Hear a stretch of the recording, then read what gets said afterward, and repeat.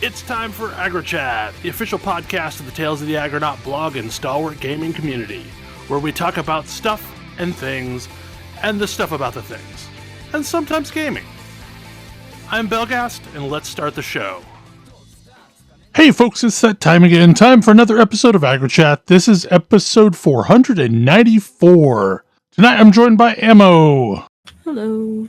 Ashgar. Hello. Grace. Hello. Kodra. Howdy. Tam. Greetings. And Thalen. Hey. There were some pauses there, but, you know, it happens. I don't know what you're talking about. I don't know what you're talking about. They got it out.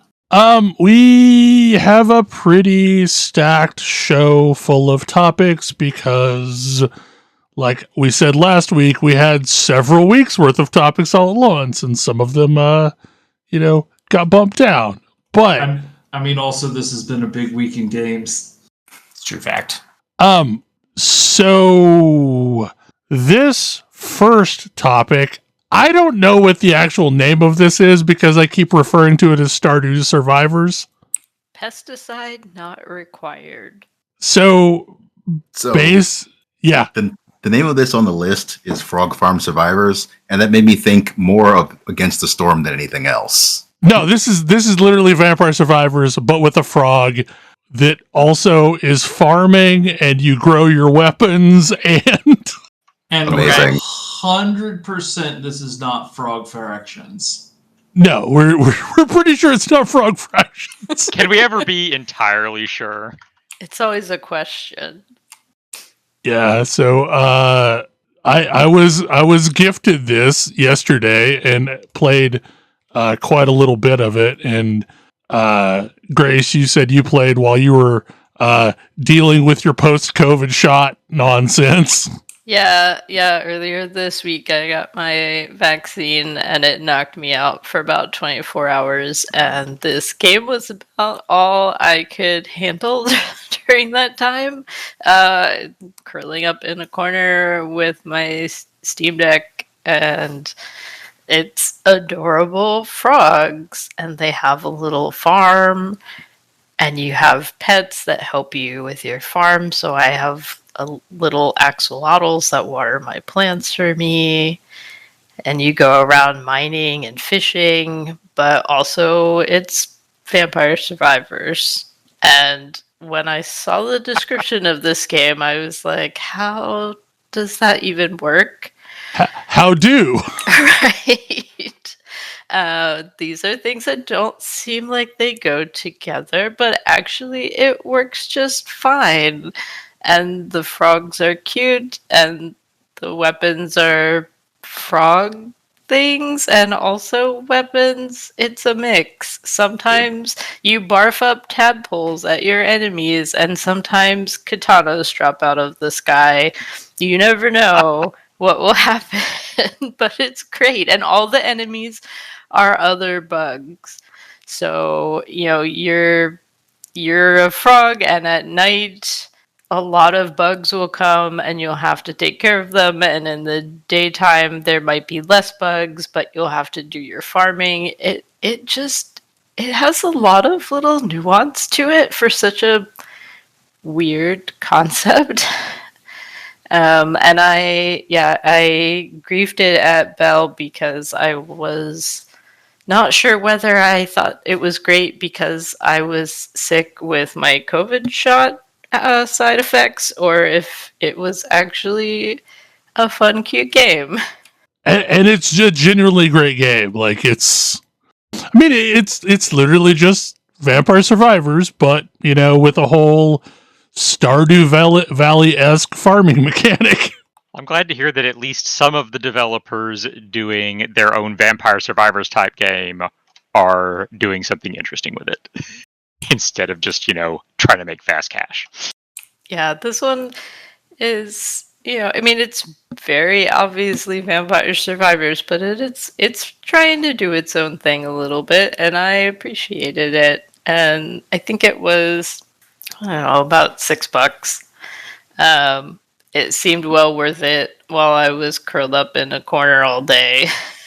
And And I still want to keep poking at it because there are an awful lot of other frogs that I haven't unlocked and pets that I haven't tried. And yeah, it's just cute. And actually, just thematically, compared to Vampire Survivors, I dig it. You know, sometimes I want to murder vampires, and sometimes I just want to be a cute frog. Sounds like a delight. I guess this is a Kodra topic. Pokemon Go. Oh yeah, I've been playing Pokemon Go with my kid. So frankly, my kid got into Pokemon Go and was like, "I want to." We have a nice little walk that we can go to our pool. It's like a 10-minute walk there, 10-minute walk back. It stops by 6 Pokestops and like 3 gyms. And apparently now gyms you can mostly I'm back in Pokemon Go and it's changed a lot. Like you can spin gyms for items now. I don't think that was in when we were playing. I think gyms were just for battling. You could do that at least in like 2018-ish. Okay. I believe you. Team Rocket's in. Yeah, that's definitely a newer thing. Like that's maybe a couple years old at this point. Like you can battle Team Rocket, and when you battle Team Rocket, you earn a number of balls to catch one of their corrupted Shadow Realm Pokemon. They're horribly abused Pokemon that you need to save. You need to save them and then purify them, and their stats are great. Or they have good stat growth, like it's cheaper to power them up. I am having a lot of fun playing this game. The place where I work has a truly ridiculous number of Pokestops, and so like I can go on like a 5-minute walk and hit like 12 Pokestops. But I feel like I want to give the developers money for their game. I don't feel good about any of the purchase options available to me. Nothing in their cash shop is compelling to me. Which is such a weird... Like, I keep going in, I'm like, there must be something I'm missing. Like, I should drop some money because I definitely want... the closest thing is, like, I can expand my bag size, but, like, I get enough free currency from putting stuff into gyms that, like, I can already expand my bag size to what I need. And really, expanding my bag size is more of just a, hey, I need to make sure I'm more aggressively playing the game. Like, I should be using these Pokeballs I've got. I don't know. It's kind of a weird bummer. It's had me thinking a lot about monetization, though. And, like, part of the problem is everything in this game that you buy feels extremely consumable. And one of the things I've noticed about myself is I hate spending money for consumables, and I love spending money for content. And this led to a very funny realization that this kind of is best encapsulated with my relationship with Magic the Gathering boosters. If I am buying a booster pack to open it and acquire the cards inside of it, hate it. Hate it every single time, never want to do it. If I am buying 3 booster packs to play a draft, love it, would do it whenever I could. And it's like, this is the same product, but in one of these cases, I am buying like a game experience, and in the other, I am buying a consumable. I definitely hear you about sometimes just cash shops not having things that feel compelling to me to spend money on, even when I want to. I find this problem a lot with some of the gacha games that I've played where I enjoy the game, I want to throw the devs a little bit of money, but in those cases it's frequently everything in the shop is so obscenely priced that I just can't bring myself to pull the trigger on spending anything. So it's a slightly different situation, but still it's frustrating because like I would throw you a few bucks for something that felt useful and compelling and worthwhile to me, but not completely ridiculous, overpriced things. Well, I'm not paying you $30 for a character. Yeah, like I feel like the gacha problem is exclusively priced for whales, and there's no normal price points for anything. I do think if I was giving advice, turn your home into a Pokestop for a month, that's a thing I would probably shell out for. I don't know. You get weirdos hanging out in front of your house. Well, maybe private Pokestop then. It's a Pokestop for you and people in your party. I don't know. So when I was playing the game a little more regularly, I spent money on exactly one thing, and it was incubators. That's probably fair. I should probably just buy some incubators. Yeah, that's where I was incubators. Incubators were the only thing that were even slightly appealing. And I've upgraded my storage a couple of times, but that's it. Yeah, storage and incubators were the only things I spent money on. Yep. And incubators are consumables. But, Yes. But they feel like consumables that are driving permanent acquisition. Yeah, they're consumables that are driving some form of content, which is the opening of eggs. Yeah. Which is otherwise a very slow process. Yeah, if you have to do one at a time, oof. I've been playing the other Niantic game, or one of the other Niantic games, Monster Hunter. Monster Hunter one? Yeah. I have no idea what I should be acquiring. I'm just playing a little bit every night, and it seems fine. But that one has the interesting mechanic that people can paintball things and then you can fight the thing. Mostly all the talk of Wilds has kind of put me in the mood for Monster Hunter again. Yeah. Because that's coming soon, isn't it? It's not soon. It's in February. They just started the pre-orders ridiculously early. Yep. And I don't even really know why. Capcom would like your money. I'm sure they would. But I will say, playing Pokemon Go, especially with nice Pokewalks around you, very fun. Yeah, we've got I haven't really gotten back into it, but I suspect that I will when my own kid starts to care even slightly about it, because there is a Pokestop in range of our house, actually a gym in range of our house, and then we're right next to a pretty nice nature walk that has 6 on it, and I really I have to get into a car to access any reasonable walks, unfortunately. I should probably check the game back out now that I live near a major metropolitan area instead of the middle of nowhere. I bet it's a lot more fun.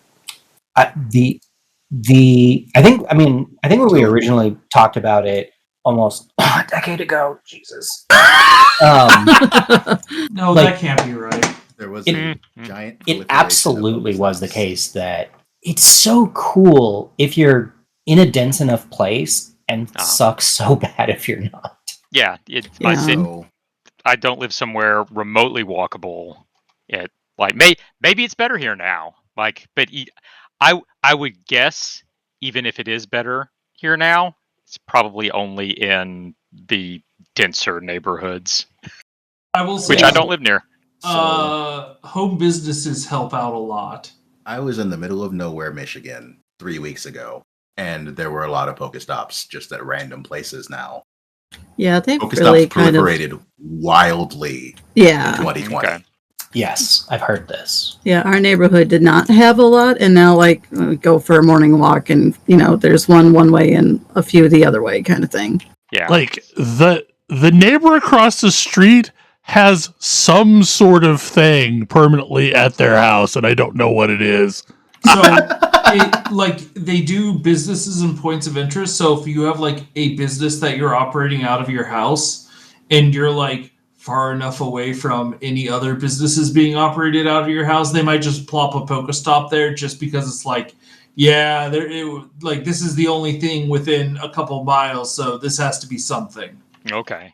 Because when it was relatively new and I played for a little bit, I basically had to walk 10 minutes to get to the nearest Pokestop, and that was the only one nearby.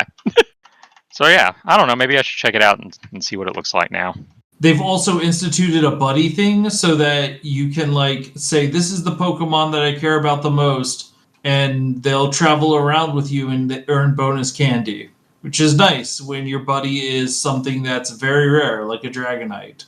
Yeah, that is what my buddy is, but also like they've had that one for a while too. Yeah, that went in while I was still in Maine. They've added a lot of features to this. Yeah, but I have also done that with a Dragonite because like there's no way in hell I'll ever find another one. Like I have one that has garbagey stats but has a ton of CP, and I have another that's got good stats but is still a Dragonair. It turns out that the abilities matter quite a lot now based on how the game works. other arcade rhythm games. So I managed to poke my head back in round one, partially to get access to a game that I already knew I wanted to try, partially just to see what other options there were. And I made the mistake of trying this on a Friday night, and it turns out arcades are popular now. That's a thing. People are in them. So, yeah. But anyway, I was there mostly to try games that people, for the most part, are less interested in. At least teenagers are less interested in playing. Beatmania is the grandfather of all rhythm games, and it has new versions all around. But I had never actually played it. But there were some machines in round one. Gave it a try. It is a lot easier to understand how to play than pop music, I guess. They're extremely similar. Like, notes come down the screen, press the right button that corresponds with the note. But it turns out, having all the notes being able to fit within the space of two hands makes it easier to do that than it is with pop music. For anyone who's not seen it, pop music has 9 buttons, but it's over a space of about 3 feet. So it's big. It's a big controller. It takes a lot of movement to play this game. Beatmania has these condensed to the space roughly the size of a small keyboard. And it's got 7 buttons, plus a turntable. Wait, plus a turntable? Yeah, turntable. Yep. It is pretending to be a DJ deck. Rhythm games have gotten wild. Again, this is the rhythm game that started rhythm games. Yeah. Yeah, I'd never actually gotten a chance to play it in the arcade. It's really cool. I think the soundtrack suits me a little better than pop music soundtrack, which is very J-pop heavy. But that's fine. Yeah, the Beatmania OSTs are always pretty good. Beatmania 2DX specifically is my husband's favorite game, so he has played it for longer than we've been married. And he goes every week to round one, and he plays doubles, so he plays all 14.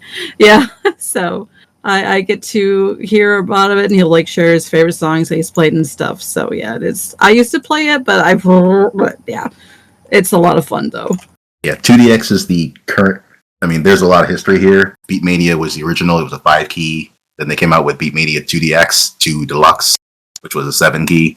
And then they came out with 3, which was also 5-key again, but that didn't last very long. Yeah. So 2DX is sort of how the series has continued since 99?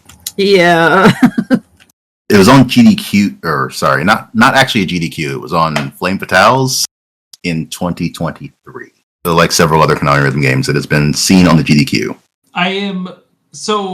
But this is presumably, is it an arcade system? Is it the subscription setup that we were talking about for poppin' music, or? They have that, but I was in the actual arcade.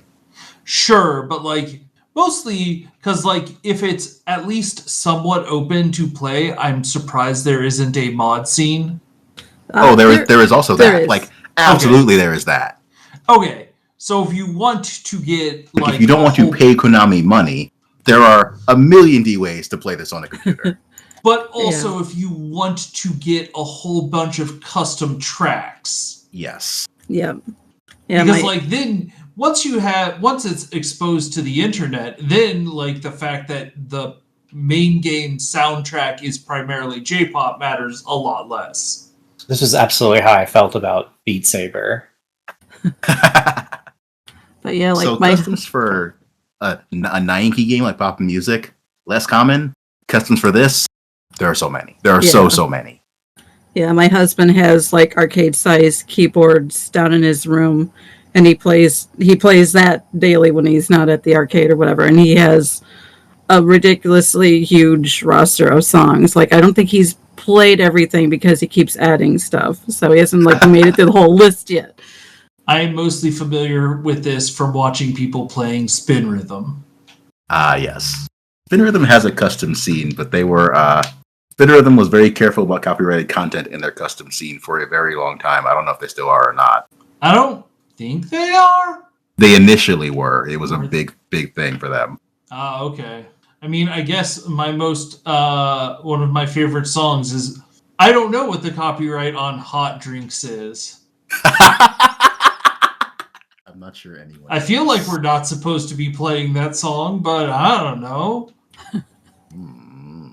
It's a Wendy's training video. I am so confused. I have no idea what the Hot Drinks is. You've never heard Hot Drinks? No! Oh my goodness, Belle. Belle and I must be on the wrong parts of the internet. I don't know. Oh, you both need to look up Wendy's Hot Drinks. Oh dear. Hot Drinks. Anyhow, in addition to that, which was fun, great to see, I think I would like to make more start playing more of this. There is a rhythm game that turns out was commissioned by Round1, called Music Diver, that drew my eye because it looked like a mix between My, a game that looks a lot like a washing machine, and Taiko Drum Master, Taiko no Taijujin, in that it is a round touchscreen with some hit areas around it you hit with drumsticks. And I cannot believe that Round1 actually commissioned a game in which you hit a touchscreen with drumsticks. Like, I'm amazed that it's not just out of service all the time. So yeah, I don't know who came up with this idea, but it's really fun. It is a lot less complicated than the other similar games it looks like, because there are only basically 8 total hit areas, up, down, left, right, inside, and outside the drum, whereas many of the other games like this have a variety of things you need to touch outside and inside the screen. And I don't think I talked about it previously, but Sound Voltex is also at Round1, another Konami rhythm game that has 6 buttons this time, but also 2 knobs, which are... I don't understand how anybody plays this game at a high level, because it looks like what you do with the knobs is absolute insanity. Like, at a low level, yes, okay, I can understand that when the line is going this way, I turn this knob in this direction. But if it's doing, like, zigzags all the way across this, I don't... Ugh. So that one I'm just going to look at from the sidelines and watch people in awe as they play this game that is really weird. But it was nice to be able to get to experience some more of these I hadn't before. However, arcades, while popular, are still not cheap. That's not a cheap thing to do. So we'll see how this goes. Yeah. I was going to say, the one that we went... The coin one we went to was really quite reasonable. That one is quite reasonable, yes. Their DDR machine was not great. It did not seem like it was in shape. It was not in good repair. And they didn't have, like... A lot of this stuff is... So, I talk about Round1. Round1 is a Japanese company operating arcades here in the US. So they have access to a bunch of stuff nobody else does. Well, and we were looking before the show, and I mean, some of the things, the reason nobody else has access to them is because Round1 commissioned them. Like, it's their game. So yeah, they have managed to convince me that maybe I should go out to Tequilas every so often just to see what they got. That's right. I have no particular desire to put a bunch of money into the claw machines they have there, but if you really want that Japanese arcade experience, they do have those. I feel like those would be missing the, like, key part of the Japanese arcade experience, where you get the little capsules, and the capsules are, like, actually pretty cool and reasonably generous feeling. If you want those are in a bubble tea place around here. I don't think I've seen that in the arcade. Tracks that they would be in a bubble tea place around here. Yeah, I think when we had the last conversation about this, I looked up and I don't think that there's a Round1 super close to me. Like, Oklahoma City's close, right? Cough, cough. Well, yeah, I mean, that's... There's at least one in your state. Yeah, that is technically a thing that I could do. Yeah. I mean, but that's a, I don't know, 3-hour drive. Yeah. I do make it to OKC every so often, because that is also the only place that has half-price bookstores, so so I may have to look it up at that point, because I like arcade. I just live in the wrong spot. Like, there's one on the north side of Baltimore, and there's one on the south side of Washington, and I am in the middle with 2 metro beltways and traffic. So, yeah. Still could go, but would be a hike. I mean, we have various barcades that exist, but like not that, like not a round one. Arcades are definitely a thing that is somewhat trendy, but it is a very retro experience, not anything modernish. Until I was in round one like a month or so ago, that's what I thought all we had here as well. Like there are a bunch of retro places. Pinball in the city proper, extremely popular. There are a lot of places to play pinball. I thought it was pinball or mobile games at Dave & Buster's. Yep. I'm not sure if I count Dave & Buster's as an arcade. They are the other place that has a license to DDR in the States. Space Marine 2, I guess this has not been talked about since it came out. No, but in that time I have beaten the campaign and played a bunch of multiplayer. So the first Space Marine was fine. I didn't play a ton of it. It was a reasonably competent, like, third-person action game. Yeah. It did not light my world on fire, but it was fine. And this one added co-op. Co-op is fun. Co-op is generally fun, yes. Yeah, like, co-op is generally fun, and this is like roll in with a couple of friends and fight a bunch of 40k stuff. And like, it is a 40k game about Space Marines. Deep storytelling, it is not. What are you talking about, brother?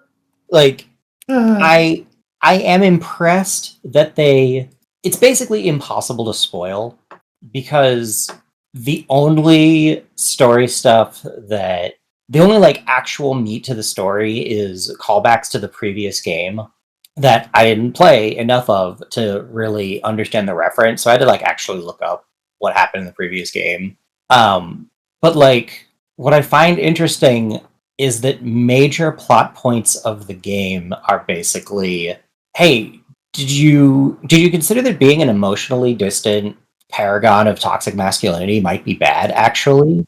And like, as plot points go, I don't hate it. Like, I can summarize the entire plot of the game in like 3 sentences, because as before, we're not talking about like a deep experience here.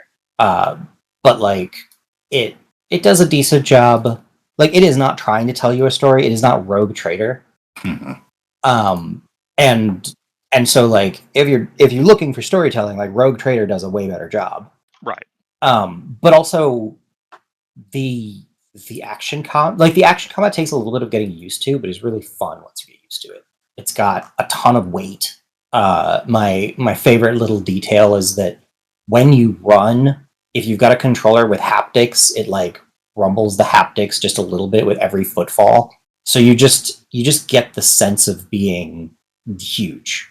And you like walk next to normal people and they come up to like your waist. Mm-hmm. It's like really it's really dialing in and delivering on the fantasy. And then like every notable plot point is like an after school special about good communication. Which, can be interesting or can be infuriating, I think, because basically every character has like the emotional maturity of like a 12-year-old. Sounds about right. Which is accurate, and is also a huge problem, and continues to be a huge problem. Like, the plot of the game is that's a huge problem. There's like fighting and stuff that's going on in the background, but like, that's not really the plot of the game, and I find that sort of interesting. And like, I think that the obvious comparison is Helldivers 2, which is also a sequel to a reasonably competent, and it is also an action game sequel to a reasonably competent and otherwise somewhat forgettable previous game. Did you actually play Helldivers 1? I was about to say, I thought Helldivers 1 was a completely different type of game. It was a top-down 2D shooter type, like Chaos Engine-y thing. Yeah, no, Helldivers 1 was a dramatically different game. And Helldivers 2 was the breakout hit. Yeah, it definitely, like, it also reminds me of Helldivers 2. I actually, like, in the way that, like, there is... Helldivers 2 is a little bit more macro in what's going on than Space Marine. like Space Marine's all about the like current fight going on, and like you're gonna go through every single fight sequence and you're gonna fight all of the bugs and or rubric marines. Yeah. Whereas like Helldivers 2 is more like, here is a map, you have tools, figure it out. Yeah, you have a lot more like... You're a lot more directed in this game, which isn't a problem per se, because it means that the fights are a lot more like tight. Like they're able to craft the fights more explicitly to what you're doing. Yeah. It's not like trying to procedurally... It's not procedurally generating anything. It's not procedurally generating anything. It's not... And like... your abilities are abilities that are focused on fighting, whereas like and a big thing that I was getting into with Helldivers 2 is like, how do I make sure that like my character is capable of dealing with enemy structures in a way that doesn't require me to step foot into the death base? Yeah. Because while they tell you in Helldivers 2, truly hilarious tutorial, the best way to blow up a building is to throw a grenade into a small thermal vent, the best way to blow up a building is with a 500 kilogram bomb that does not need to hit any sort of thermal vent. It just makes the building go boom. Yeah, it's be somewhere else. This does make me also think I should probably figure out, I should give Doom more tries. Like the more recent ones? Yeah. Like a lot of this is also doing the like, hey, we're going to do crazy kill shots and stuff like that. Yeah, it's very much like a modern Gears of War. Yeah. And like I played a decent chunk of Gears of War. Like it was a fun game. You have to want what it's doing. Like, but you know, I like a good action game. I enjoy the like multiplayer missions with the like you get to choose your class better because it offers at least a little bit more variation what's going on. Yeah, the main campaign is really about like showing off environments. For all that 40K has been around for like since the 80s and has innumerable video games made from it. Very few of them, other than the Space Marine series, have done much, if any, work to give you like a sense of space. Like, what does all of this conceptually look like? And so, like having the sense of scale and moving through these environments through the set pieces that they set up is actually pretty cool. Just because so much of it is ludicrous. It's ludicrous, but being played straight, and that leads to just interesting spaces. It is this game, and I'm not a huge 40K person, but it like this game feels made with the care of attention to like everything you might care about from 40K. Do you like the little red stamped ribbons of scroll text that are all over the Imperium? They're all over this game. Yeah. Do you want a creepy floating undead cherub to hang around, flitter around you? That's absolutely going to happen. There's just a floating skull that's going to come and scan you because apparently that's a servitor. I don't understand, but this feels like uniquely of the like if I didn't know that this was all 40K stuff, I'd be like, man, they really put a lot of thought into their weird world building for this faction. Like, and yeah, like they don't. It's 40K is really weird. It's off-puttingly weird. It's intentionally off-puttingly weird. Oh yes. No one is ever going to boot up a system. They are going to ensure that you pray the proper ritual prayers. Of unloading. Yeah, they do a lot of work to not shy away or like whitewash the weirdness, like again the off-putting weirdness. And I have seen other games and other properties, hello Dune, where like the off-putting weirdness is such a crucial part of the entire point that to skip it feels like you're losing out on something. Because like it's supposed to be like weird and messed up. Like that's the point. And it's a place where I think 40K has stumbled on and off for decades managing. So to have like a really big high budget front and center game that is also not, it's like playing it straight but not trying to be like this is all okay. Like, hey, this is all pretty messed up actually. It is a shame that it turned, like, unsurprising, CEO, kind of a terrible person. Yeah. Sigh.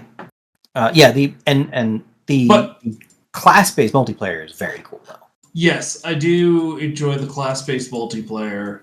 I enjoy playing the heavy gunner. It is also interesting, like, the different classes. Like, you can play, like, does the Bulwark even have a pistol?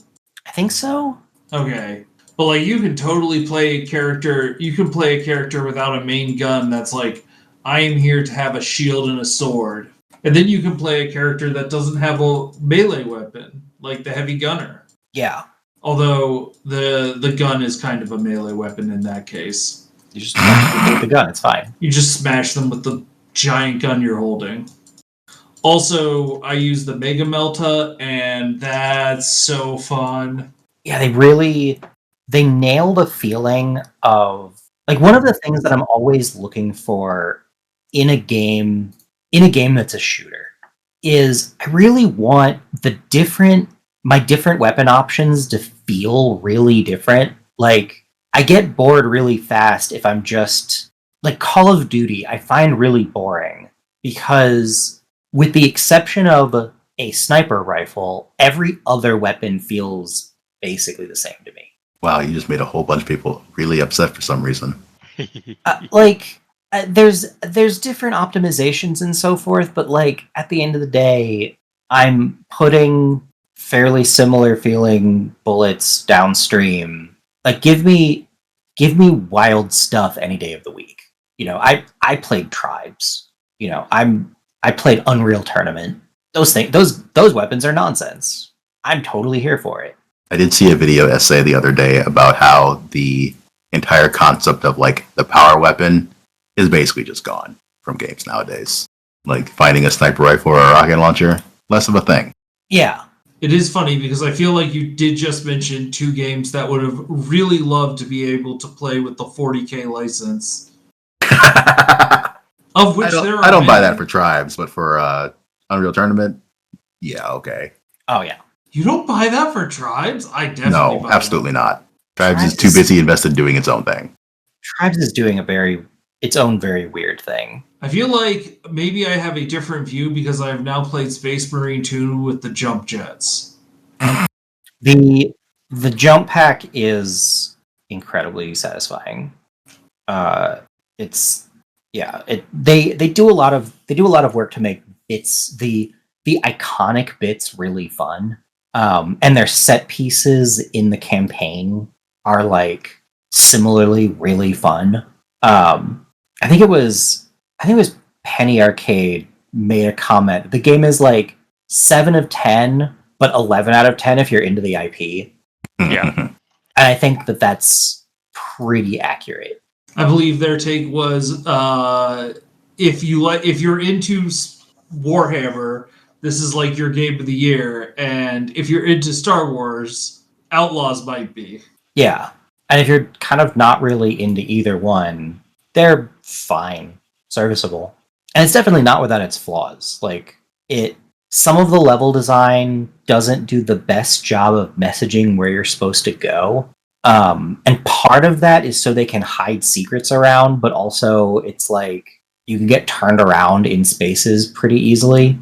And there's just a couple of weird like combat flow design choices that don't ruin the experience, but you do sort of notice them. Like weapons that would be better if you weren't fighting giant swarms of things, and you mostly are. The game is leaning really heavily on the concept that Space Marines share the inverse ninja rule. It was funny the first time that like your character started making an audio log to like drop for somebody to find. I'm like, oh, because it's always like, who's the person who's going to make these dumb audio logs right before they get killed? Oh, I am. I'm that dumb person in this game. Yeah. Broadly, I'm really glad to see these. If you're into it, this game is great and is fine if you're not, because I feel like that lets you get all kinds of things that you wouldn't otherwise. Like, I think this game would be worse if it were trying to appeal to a wider crowd. Yeah. I think over the last couple decades, we've seen a lot of games that were made significantly worse by trying to appeal to everyone. Yeah. I think a lot about Lord of the Rings Online. That's like, very similarly, like that game is probably, if you do not care about LOTR, Lotro is like a 6 out of 10 at best. Yeah. It's like plotting, it's slow, it's got hideous amounts of backtracking. But if you're like really into it, that game has a wealth of stuff for you. Yeah, like if you are just floored that you are standing on top of Weathertop, yeah, then it was amazing. Yeah, exactly. Yep. And I think it's cool to see see more of those games coming out. Like BattleTech is another one where like that one's a little bit broader, but it's still a turn-based strategy game with a whole bunch of like mech management. And if you're into that, it rules. And if you're not, a different game. But yeah, I've been having a blast jumping into the multiplayer. Like I played through the campaign, and the campaign had a few neat moments. They do some set pieces. They do some set pieces really well, including one that I was like, oh, I see what you're doing here, and that's actually really cool. Like that is neat. It's not really like my cool fantasy, but it is a very cool delivery of a particular kind of fantasy for somebody, and as such, it's pretty neat. But really, the place where it shines is the multiplayer, and the fact that you can play the campaign in multiplayer is pretty cool. It is also another game that seems to have learned from other games that being a basic fighter needs to be interesting. Cough, cough. Because you've got your classes. You've got the jump pack guy. You've got the sword and shield guy. You've got the heavy weapons guy. You've got the sniper guy, distinct from the heavy weapons guy. You've got the rogue guy. Kind of don't get that guy's deal. And then you've got tactical marine. And by rights, that last one should be unbelievably boring because it's the not very special guy. And all they did was give them every weapon slot. They can use every weapon. And it turns out that is actually super cool because you're super flexible. But anyway, fun game. Don't play it for the story. Like, if you ever thought the minis were cool, like if you at any point thought that Space Marines, Imperial Guard, Tyranids, or Thousand Suns looked cool, this game will deliver on all of those looking cool and feeling cool, even though 2 of them is you fighting them. Well, Okay, I've seen people talking about this one, Tactical Breach Wizards. Hey, this is a tactics game.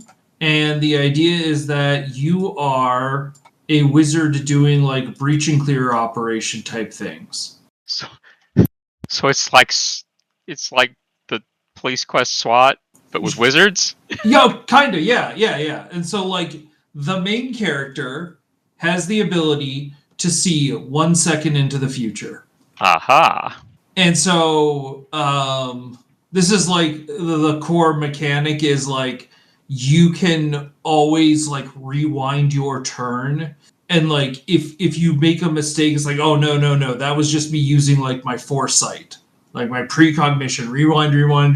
Let me make let me issue different orders. The story is the dialogue is actually very. It's definitely like. Let me step back. I'm choosing all of the snarky options, so I feel it's very snarky dialogue. But there are distinctly snarky and non-snarky dialogue options you can have. The snarky ones are just very funny to me. The story is like you're playing as a washed out like army person, army wizard, and a private investigator wizard. The private investigator wizard is like a lightning mage. She is very good at knocking people back. And you're like doing like, yeah, you're doing breach and clear. Like you start outside of a door. There sometimes can be multiple entrances, and you can move your like characters around to different breaches. And like it's all about sequencing and trying to like the word they use is defenestrate. There are windows, and you have knockback, and that's real effective. But like also just straight up, there's a bunch of different ways to deal damage, and like you're trying to take objectives, and you're trying to like seal doors so new enemies can't show up out of them. You're setting up like Overwatch. It's good fun. The story progresses where you have to draw a red string corkboard map to show all of the like various characters and how they're attached to each other. Love it. Yeah, I'll never not love those things. like the running gag right now is that the reason why the PI is around is because the other wizard just has zero organization skills, and he needs her to like help him put all together all of the things, all of the leads they're following. Some real Disco Elysium energy. Oh, it's got some real Disco Elysium energy. Complete with a lot of like, these characters obviously understand what's going on in this world, and like you can kind of get what's going on, but there's clearly a history that like they understand better than you do. And there are like optional side missions like that you're trying to achieve on each map, boss battle. It's very fun. It's been very fun. I'm only like 4 missions out of I want to say like 28. This one's been on my list for a while. I really need to try it. One of the first bosses you fight is the traffic cop, which means that he throws ghostly traffic at you. Okay. It's good stuff. But yeah, I picked it up. I started playing. I'll probably have more thoughts on it. Thus far, very good, very interesting. And there's definitely like an interesting story being told at this point. Like it's got a lot of mysteries getting set up that I'm expecting them to pay off. Zelda Echoes of Wisdom came out, right? Yes, it's really good. On Wednesday/Thursday, yes. I've been waiting for this one for a while. I am happy to be proven wrong about Zelda games in the best possible way. Yeah. I did see the most hilarious YouTube thumbnail. Zelda, but you finally play as Link. So I think I had mentioned this on the show that I was a little nervous about this because it felt like a game where like the ability to just create terrain meant that all of your problems weren't going to get solved. Like we're going to feel trivially solved, and that's not happening at all because there are limits. There are limits in this game, and those limits are really smart and very interesting. And every time those limits get like expanded just a little bit, even a little bit, suddenly it's like, oh, I need to rethink everything about what I've been doing. To not spoil too much, you basically have 3 units of stuff you can create at the start of the game, and things will take 1 or 2 or 3 things to make. But that means like you can only summon 1 thing if it costs 2. But as soon as you get an expansion to that, and you have 4, basically your resource bar is a little longer, you can summon 2 2-cost things, or a 2-cost thing and 2 1-cost things. I mentioned this briefly in Slack, but it's also interesting to see Zelda as a summoner as like her main moveset, because there's been hints of this before. The original Hyrule Warriors gave her the Dominion Rod, which lets you crush all of your enemies by summoning and moving around statues. Hyrule Warriors Age of Calamity made you summon stuff from Breath of the Wild. So you get to like pull things around with magnesis and just suddenly make metal crates appear.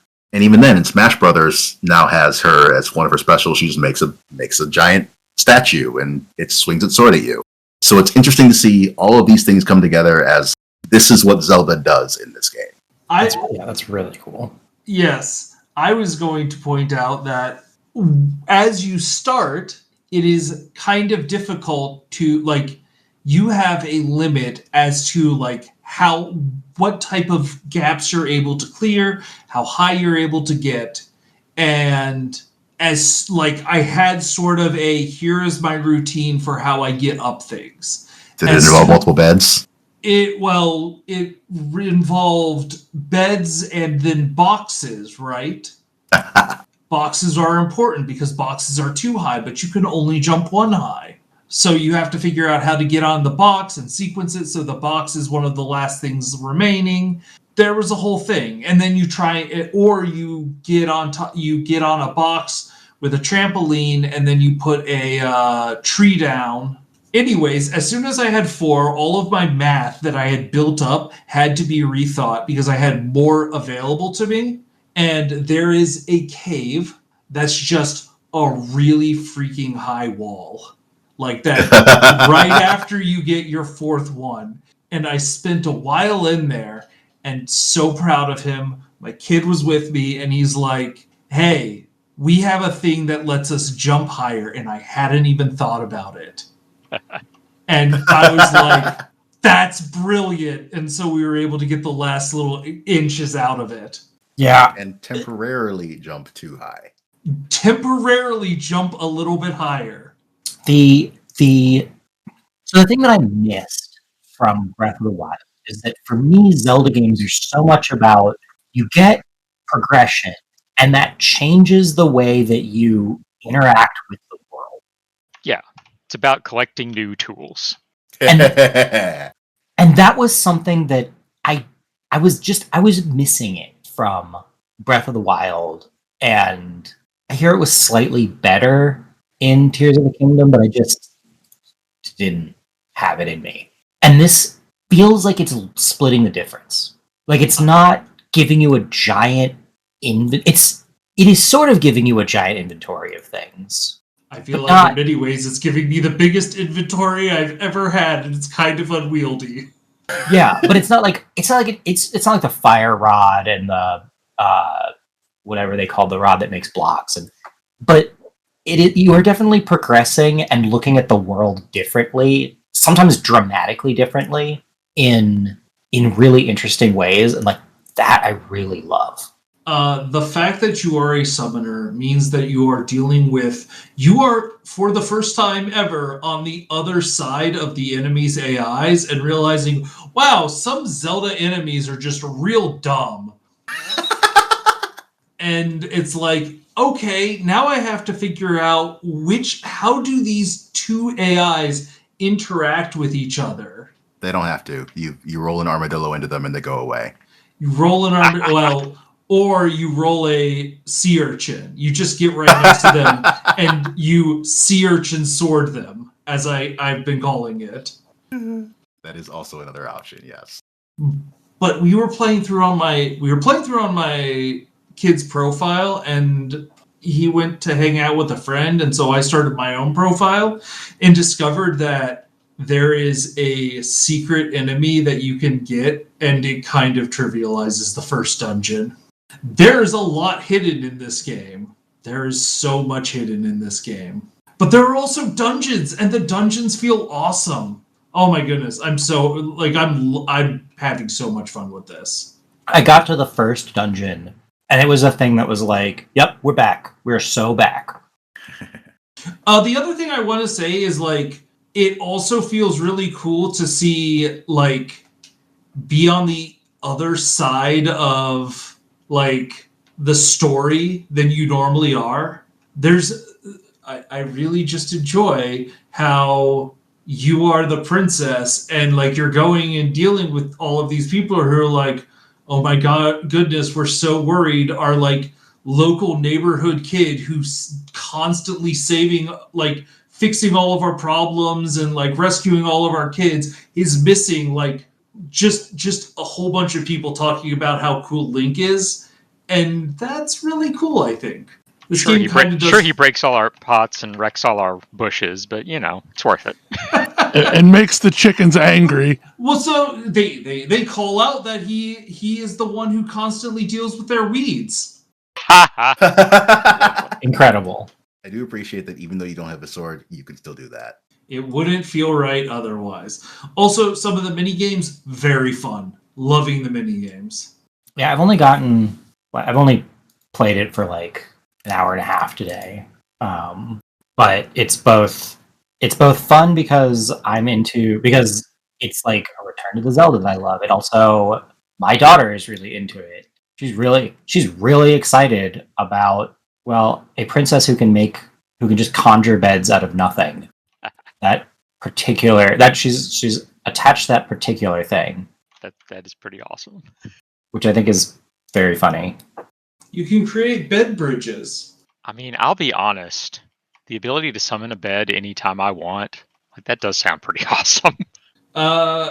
And pro tip, you can actually use the bed to regain your hearts. Because you can just like say, I want to rest on this bed.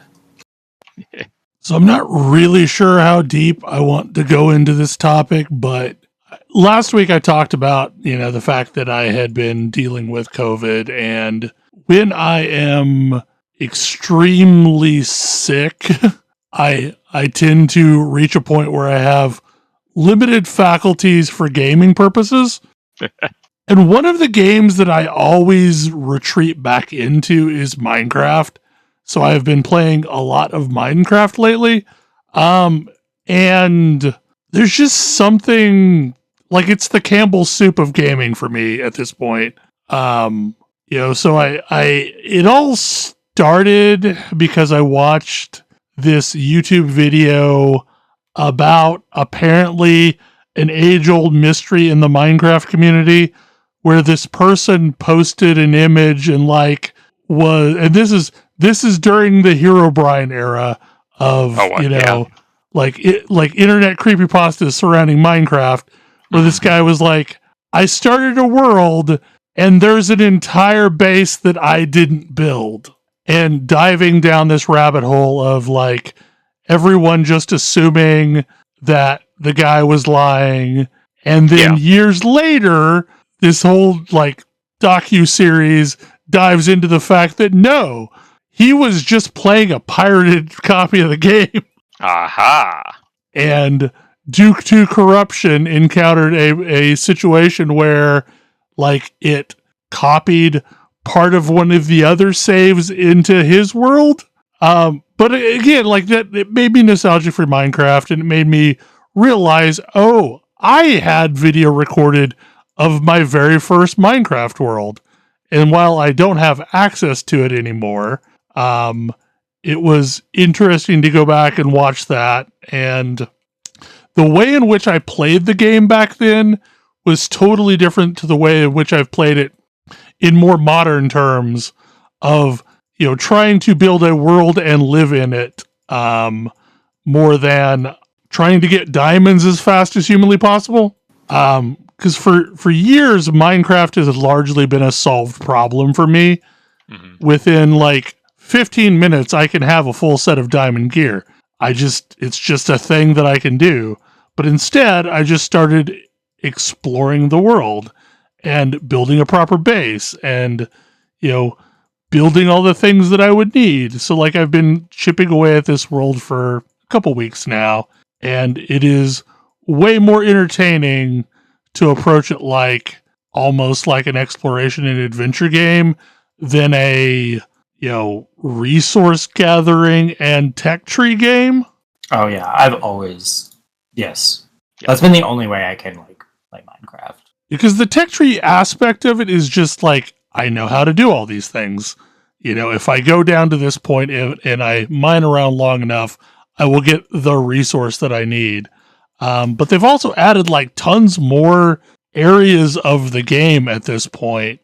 Like I know I had played with the Nether a bit, but like the Nether is way more rich and varied than it used to be.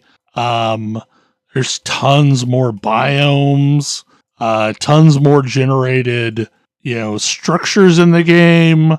There's a whole, pillagers raid your base aspect to the game now. Like it is a wildly different game than the game that I played all those years ago. Oh yeah. No, my son will start talking to me about something from Minecraft, and I'm just like, I don't know what any of that is. I played Minecraft, back when it was not technically a fully released game. I think you played on our server. I did a little bit, yeah. The House Stalwart server, yeah. Because, like, I forget who ran that server, but, like, we all had, like, this giant communal build project thing going on, and like, it was a lot of fun, but it was also a very primitive game as compared to what it is now. Yeah, like, it was an indie game made by one guy. Now, Microsoft owns it. And... yeah. And Microsoft has continued to expand it. Clear, but yeah.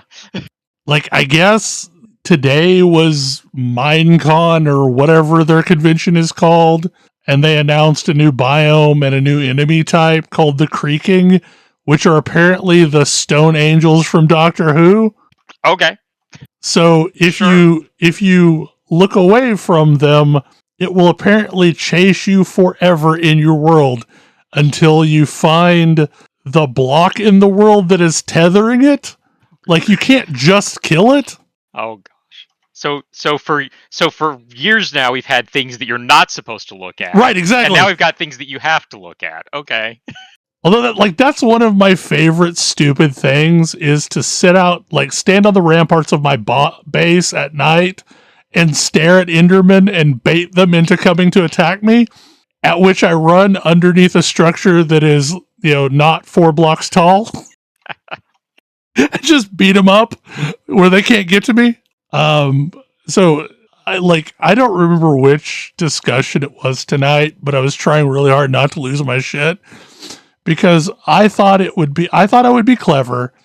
Soul sand is a thing that you can go get it in the Nether, and if you put it underwater, it creates a bubble curtain. Okay, so that is in fact the specific thing that my son was talking to me about today. That I was like, I don't know what that is. Like, yeah, so soul sand is a material that like slows you down if you throw and walk on it. Reaching up out of it to grab you and stuff. I don't know if it's that may be in the lore, but like it's just a sand block with a bunch of skulls on it. Okay. And as you walk across it, it slows your movement speed. Maybe he just assumed that, there's skulls in it, so obviously the skulls, they're reaching up to grab you. Makes sense. But if you basically put it on the ground underwater, it creates a bubble curtain, and you can use this as a mechanic to create bubble elevators, to move stuff back and forth between locations, like to build machines and things like that. But I thought I would be really clever, so outside my base, there's a river. And I didn't want to build blocks across the river, but occasionally I go across the river to go do something over there. So I thought, I'll just swim down and put a 1 by row of soul sand and create a bubble curtain, and then I can just run across the bubble curtain. And you bounce up and down on the water a little bit, but it's pretty quick to go across. So that's been in my base for weeks now. That is how I get across the river. Well, I'm sitting doing something in my base, and up over the wall, I keep seeing a squid fly up into the air. And then it'll go back a few minutes, and then it flies up into the air again. Apparently, there was a squid playing with my bubble curtain. Found its way into your bubble elevator. It just kept running back and forth across us, and it would jettison it up in the air. But yeah, like I don't know. I mean, it is a simple pleasure of building things. And now I've finally devolved into the machine building phase of Minecraft.